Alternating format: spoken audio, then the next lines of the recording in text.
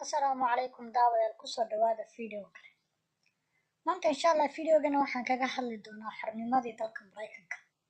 dabcan intiina og iyo intiina aan ogeynba dalka Mareykanka waxaa soo guumeystay Ingiriiska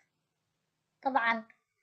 qaar badan bay ku tahay la yaab balse dalka Ingiriiska ayaa wuxuu guumeystay dalka Mareykanka taariikhyahanadu waxay isku raacsan yihiin in boqortooyadii Ingiriiska ay guumeysatay dalal aad u fara badan oo ku yaala dunida dacalkeeda waxaana waliba lagu tiriyaa in boqolkiiba 92 ay boqortooyadii Ingiriiska ay dhulka cagta saareen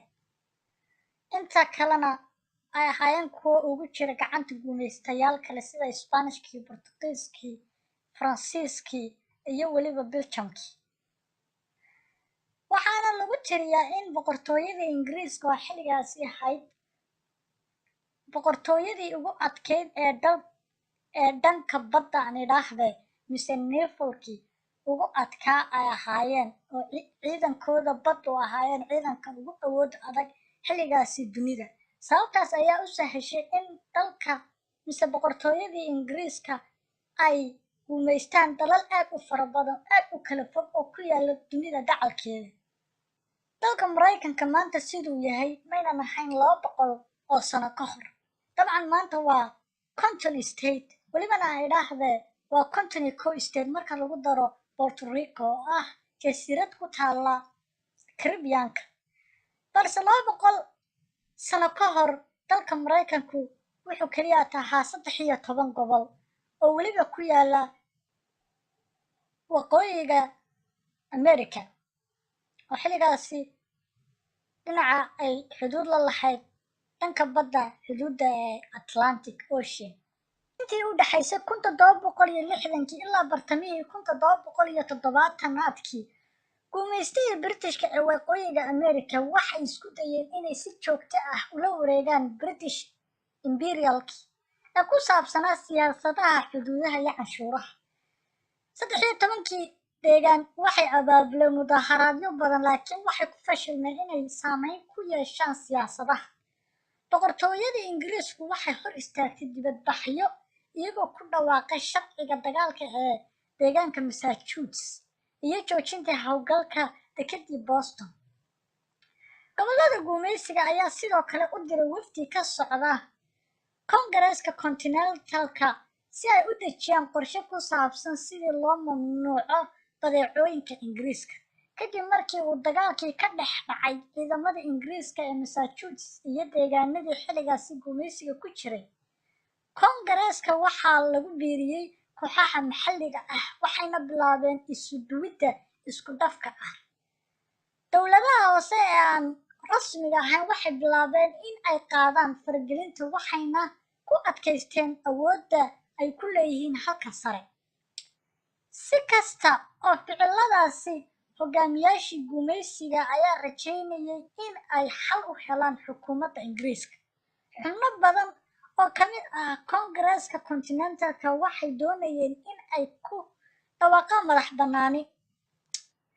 sanadkii 1775 aragtidii Kongareeska Continentalka ayaa isbedelay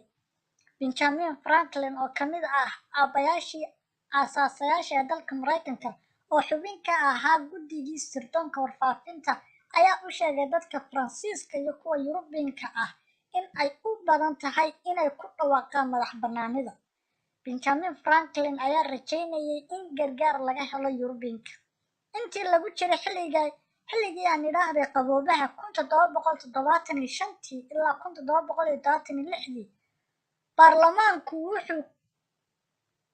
ka wada hadlay wadadii horay u soo afjartay ee Britain aysan ahayn mid ikhtiyaar ah xorriyaddu waxay ahayd tallaabadii ugu habbooneyd ee waxtarka lahayd bishii December 22-keedii 1775 baarlamaankii Imperialka ee UK waxay mamnuuceen ganacsiga guumeysiga laakiin Kongareeska ayaa ka hor istaagay in la dhiso dekedaha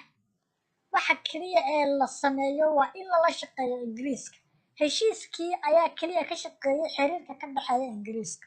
Ayo 1776 Thomas Paine oo ahaa nin ka soo jeeda dalka Britain balse ku dhashay dalka Mareykanka ahaana siyaasi u dhaqdhaqaaqay gobonimo doonkii Mareykanka wuxuuna ka mid ahaa aabayaashii aasaasiga ahaa ee Mareykanka. wuxuu qoray qoraalladii ugu awoodda badnaa ee xilligaa bilowgii kacdoonkan idhaahda ee Mareykanka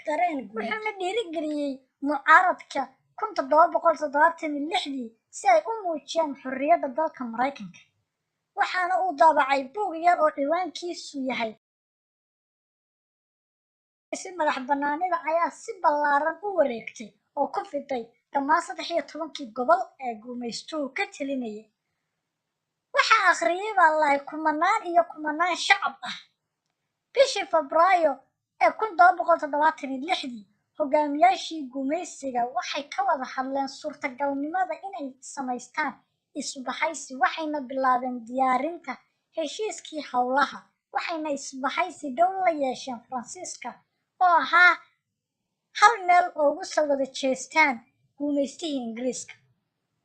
xubnaha madax bannaanida waxay doonayeen inay ogaadaan inay haystaan taageero ku filan ka hor inta aysan soo bandhigin qaraarka codbixinta. Richard Henry Lee ayaa soo saaray biilka madax bannaanida 7 Juun, laakiin deegaanada qaarkood ayaa sheegay in ay u baahan yihiin waqti dheeraad ah si ay ula kacaan. si kastaba ha noqotee golaha Koongareeska wuxuu ku xaliyay Thomas Jefferson mas'uuliyadda ka saarista guddiga soo saari doona caddayn xor ah. John Adams iyo Benjamin Franklin ayaa dib u eegay hindise ay soo bandhigeen Jefferson. waxay ilaaliyeen